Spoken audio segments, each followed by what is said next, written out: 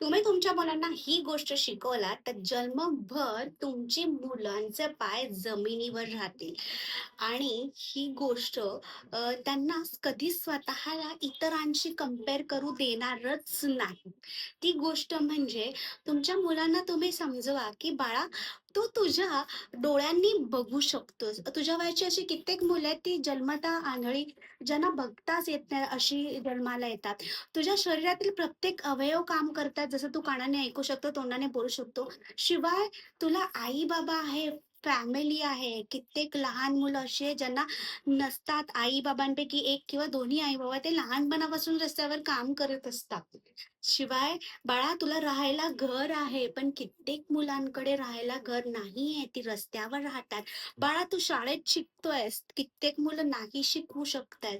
बाळा, तुला शाळेत जातोस, तुला शाळेचे गणवेश, युनिफॉर्म, शाळेची पुस्तकं अवेलेबल होतात. काही मुलांना नाही होत अवेलेबल. सो ह्या सगळे तुला रोज 2 टाईम जेवायला मिळतंय. शिवाय Swiggy, Zomato प्लस तुला जे हवंय ते आम्ही आणून देतोय. बट अशी कित्येक मुले आहेत ज्यांना 2 टाईमाचं जेवण देखील मिळत नाही आहे. सो या रिगार्डिंग पुढच्या व्हिडिओमध्ये मी एक गोष्ट सांगते, ती तुमच्या मुलांना नक्की ऐकवा. आणि कृतज्ञता दररोज तुम्ही पॅरेंट्सने आणि मुलांनी हा गेम खेळा. एंड ऑफ द डेला आई बाबा आणि मुलं, मी आज कोणत्या गोष्टीसाठी कृतज्ञ आहे.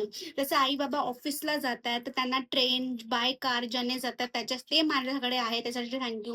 ऑफिससाठी थँक्यू. तर पॅरेंट्स बोलणार ते कशासाठी आज थँक्यू आहे, आणि मुलं बोलणार ते कशासाठी थँक्यू आहे. आणि ज्यांचं काउंट जास्त ते जिंकणार. हा गेम दररोज चालू ठेवा आणि तुमच्या मुलांच्या मनात कृतज्ञतेचं बीज रोवा.